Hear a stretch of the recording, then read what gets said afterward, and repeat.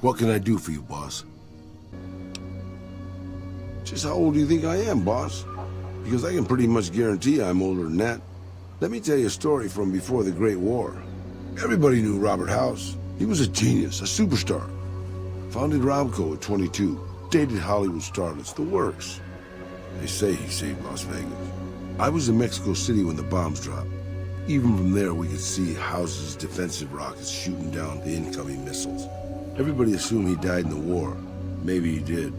But his robots are still out there roaming the waste. And now, a Mr. House rules New Vegas.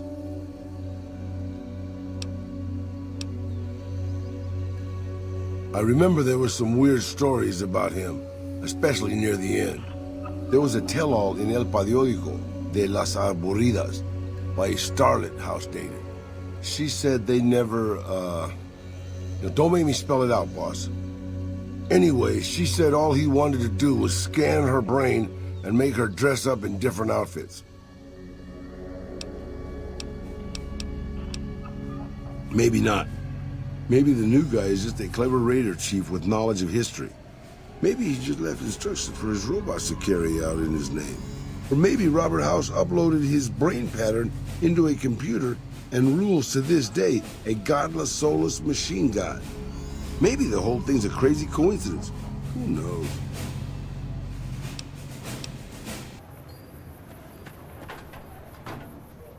Howdy.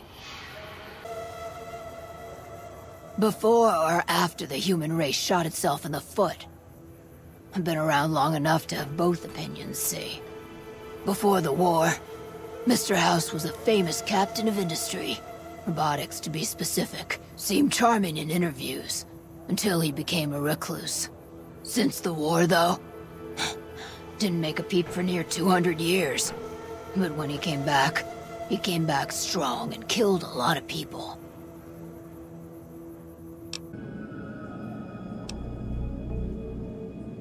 By 2065, I deemed it a mathematical certainty that an atomic war would devastate the Earth within 15 years. Every projection I ran confirmed it.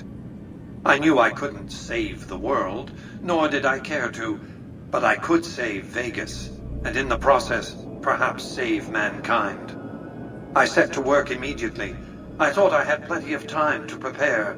As it turned out, I was 20 hours short.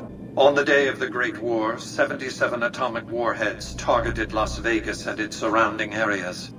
My networked mainframes were able to predict and force-transmit disarm code subsets to 59 warheads, neutralizing them before impact. Laser cannons mounted on the roof of the Lucky 38 destroyed another 9 warheads. The rest got through, though none hit the city itself. A suboptimal performance, admittedly. If only the platinum chip had arrived a day sooner. Software glitches set off a cascade of system crashes. I had to take the Lucky 38's reactor offline, lest it melt down. For nearly 5 years, I battled power outages and more system crashes until I finally managed to reboot my data core with an older version of the OS. I spent the next few decades in a veritable coma, but I survived, obviously, and eventually thrived.